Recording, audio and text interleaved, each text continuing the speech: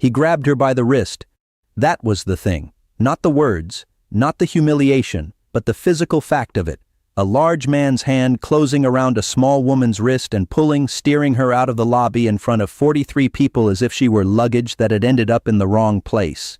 "Employees use the service entrance," he said, loud enough for the nearest cluster of guests to hear. "How many times do we need to go over this?" She was 72 years old. She was wearing her good coat, the charcoal wool one she had owned for 6 years and saved for occasions. She had a small suitcase at her feet, the kind with the telescoping handle, the kind that fits in an overhead bin. She had just come through the front door of the Grand Meridian Hotel, the same front door she had walked through, as a guest, specifically because that was what she was, with a confirmation number on her phone and an invitation from her son that she had folded and refolded until it was soft. She did not pull against him. She allowed herself to be walked toward the side corridor that led to the service entrance 2 steps forward before she stopped. She didn't make it dramatic. She simply stopped moving, and when you are 72 and small and someone's hand is on your wrist, stopping is its own kind of statement. She said quietly, to the man whose hand was on her wrist, "Take your hand off me." He looked down at her. His name was Stuart Price, and he had managed the Grand Meridian for 7 years and had maintained in those 7 years a very specific idea of what the hotel's lobby should look like and who it should contain. He had not hit anyone. He had never shouted. He kept his corrections of what he perceived as category errors private, personal, decisive. He had been, by the hotel's formal records, never once complained about. He said, "Ma'am, I'm going to need you to—" "Take your hand off me," she said again, same volume, same stillness. He released her wrist. He did not apologize. He stepped back and straightened his jacket and prepared his next management voice sentence. He did not get to deliver it, because in that exact moment, the elevator across the lobby opened, and a man walked out, and the man looked at the lobby with the quick scan of someone who knows every corner of a room they own, and his eyes found his mother, and what his face did when they found her was something that everybody in that lobby saw, and nobody in that lobby forgot. He said, "Mom." He crossed the lobby in 12 steps. He said, "Mom, are you all right?" He looked at Stuart Price. Stuart Price looked at him. The color moved out of Stuart Price's face the way color moves when a very large, previously invisible fact becomes suddenly, completely, undeniably visible. Not slow, all at once. The specific pallor of a man who understands with total clarity that he has just made the last mistake of his career. 43 guests watched this. Not one of them made a sound. Have you ever watched someone get exactly what they had coming in real time, in public, without anyone having to say a word? Have you ever seen a room understand something together all at once? This is the story of what happened at the Grand Meridian Hotel, and what happened after, and what Dolores Williams had been carrying long before any of it. Let me take you back, a week before, and longer. Dolores Williams was 72 years old and had cleaned rooms for a living for 31 years. Not at the Grand Meridian. She had worked at the Westgate Suites and the Harbor Park and the smaller establishments in between, and for 12 years at the end of her working life at the Crestwood Inn, which had closed in 2019 when the building was sold to a developer. She had cleaned rooms with the specific thoroughness of someone who took care of things, not because she was watched, but because taking care was a disposition, a practice, a value she had carried before she ever had a job that required it. She had retired at 68 4 years ago, not entirely by choice. The Crestwood closing had removed her last position and her knees had provided the argument for not immediately finding another. She lived in a house in Millbrook that she had owned with her husband George for 38 years, and which she owned alone now, maintained with careful attention, the garden still coming back every spring because she tended it like something that mattered.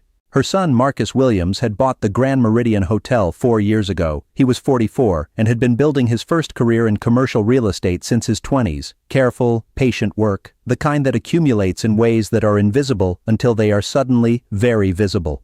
He had acquired the Meridian as part of a portfolio that now included 7 properties in 3 states. He was not famous. He was not often in the lobby.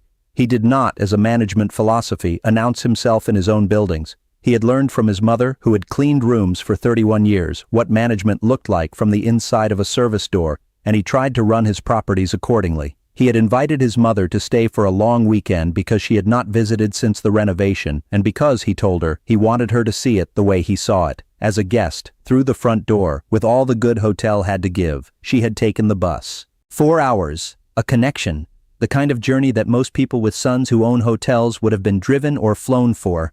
Dolores had bought a bus ticket because buses were what she knew and because she did not, as a rule, revise her habits based on other people's wealth. She had her charcoal wool coat and her overhead bin suitcase and her son's invitation folded in her pocket. The front door of the Grand Meridian was heavy and brass-handled, and the lobby inside was exactly what the renovation had made it. Marble floors, a double-height ceiling, light fixtures chosen with care, the particular quality of a hotel that wanted you to know you were somewhere.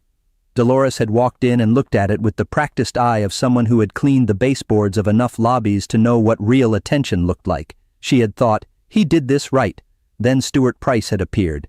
Let's talk about the locket, because the locket matters. Dolores wore on a chain around her neck a small gold locket. The locket was 38 years old. George had given it to her on their 10th anniversary, which meant she had worn it almost every day of Marcus's entire life. Inside it were 2 photographs, George on the left, Marcus at age 7 on the right, his gap-toothed smile fixed in the small frame the way moments are fixed when someone has the foresight to capture them before they pass.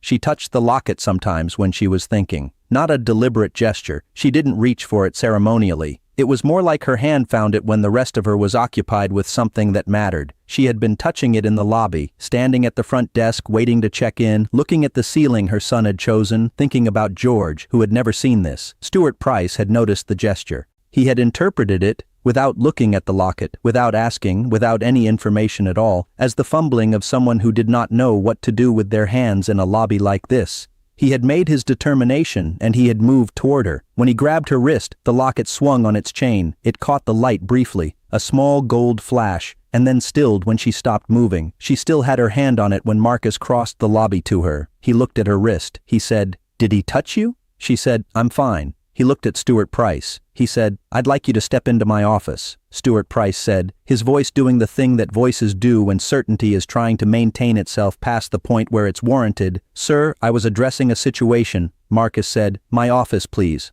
He said it the way his mother spoke, without heat, without performance, with the complete stillness of someone who does not need volume to be heard. He walked his mother to the front desk himself. He introduced her to the desk manager, a young woman named Aisha, by name and relationship. He said, "My mother will need the suite I requested. Please take excellent care of her." He said it in front of the full lobby, at normal conversational volume, and everyone heard every word. Then he went to his office. He was in there with Stuart Price for 19 minutes. Stuart Price did not work at the Grand Meridian after that day. The termination was for documented cause. The physical act of grabbing a guest's wrist in front of 43 witnesses constituted the kind of conduct that a hotel's HR framework handles with unusual clarity. There was no ambiguity in the incident.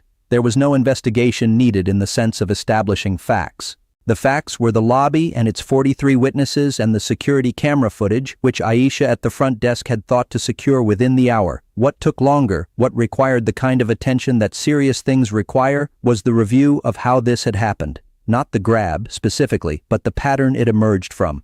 Stuart Price had managed the Grand Meridian for 7 years with a 0-complaint record. That record, Marcus had understood by the end of his 19-minute conversation, had not been achieved through excellent conduct. It had been achieved through a lobby culture in which certain things were understood to not be complaints. In which certain guests, the guests whom Stuart Price's eye had filed into particular categories on the way through the front door, had understood that their discomfort was not a complaint that would be received. This was the thing that Marcus had been afraid of, in the specific way that owners of things are afraid of what they cannot see from the inside.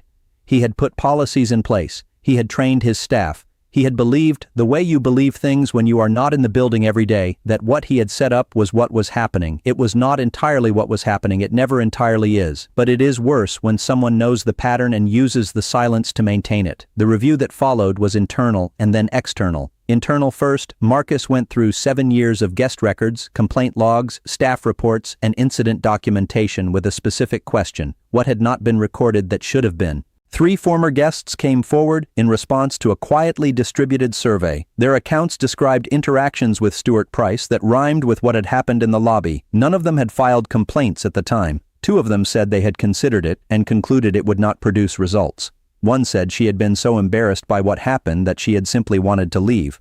The external review was a third-party hospitality consultant, a firm that specialized in exactly this kind of institutional pattern assessment. Their report ran 47 pages. It was not, in the end, devastating in the way that some such reports are. The Grand Meridian had many things working properly, but the 47 pages contained enough specificity to serve as the basis for a genuine overhaul of front-of-house training, complaint reception, and the specific protocols around who received what kind of welcome at the front door. Marcus published a summary of the review, not the full 47 pages. Legal counsel advised against it, but a 4-page summary that said what had happened, what had been found, and what was being changed. He published it under his name, with the Grand Meridian's name on it, and he sent it to the guests on his loyalty program list. He did not frame it as a PR recovery, he framed it as information, the way his mother had taught him information should be given, plainly without decoration so the person receiving it could decide what to do with it. The story had, in the week between the lobby incident and the publication of the summary, traveled through the network that these stories travel through, first through hotel staff, then through a hospitality industry newsletter, then into the general press, where the visual of the son crossing the lobby and saying mom and the owner of the hotel calling the manager to his office had the quality of a story that resolves in under 60 seconds and carries everything. The phrase "turned ghost white" was used in the first account and repeated in every account after it. Stuart Price did not contest the narrative. He could not have, given the cameras. Dolores stayed for the long weekend her son had planned.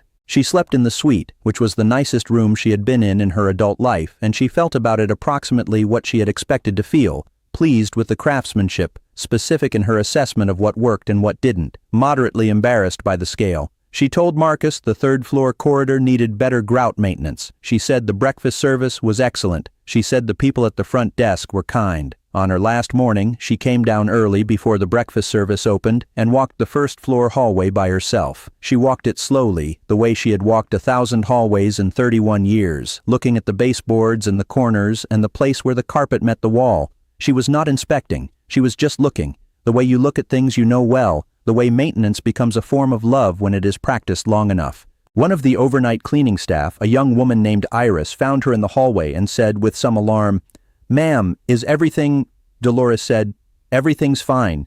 You do good work. The grout on 3 needs attention, but this floor is perfect." Iris looked at her. She said, "You used to clean?" Dolores said, 31 years. Iris said, "The owner's mom?" Dolores said, "That's me." Iris didn't say anything for a moment. Then she said quietly, "I didn't know that." Dolores said, "Nobody does. That's fine. The floor doesn't need to know who I am. It just needs to be clean." She touched her locket. She walked back toward the elevator. She thought about George, who would have found all of this funny in the specific way that he found things funny, quietly, from the inside, with a kind of warmth that stayed with you. She thought about Marcus at 7 years old, gap-toothed, in the photograph on the left side of the locket. She thought about what she had given him. Not money, not connections, not a shortcut to any front door. She had given him the knowledge of what clean floors cost, the knowledge of what every service entrance looked like, the knowledge that the person at the service entrance might be carrying something the lobby had no category for. He had learned it. He had used it. She put the locket back against her chest. She went up to breakfast. Marcus walked her to the bus stop himself on Sunday morning. He offered, as he always did, to have a car take her. She declined, as she always did. He stood at the stop with her and they talked about nothing important. The garden, his sister's kids, a book she was reading, until the bus came. He hugged her. She held his face for a moment, the way she had held it when he was 7 in the photograph before she let him go. She got on the bus with her charcoal wool coat and her overhead bin suitcase. She took the window seat. She looked at the Grand Meridian as the bus pulled away. The brass-handled front door, the marble lobby visible through the glass, the double-height ceiling, and she thought, he did this right. She reached for her locket. She closed her hand around it.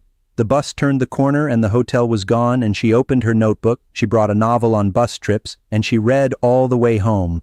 If this story moves something in you, if you've known someone who gave everything without asking for credit and whose children became the proof, share this. Someone in your life needs it today. Like it, subscribe, hit the bell, and tell me in the comments, what did the most important person in your life teach you without knowing they were teaching you? Here is what really gets me. It is not the lobby, though the lobby is a story with a beginning and a middle and an end that lands with the force of something inevitable. It is the hallway on Sunday morning before breakfast. Dolores Williams, alone, walking a clean hotel corridor at 6 in the morning, checking the grout, because 31 years of care doesn't turn off when the title changes.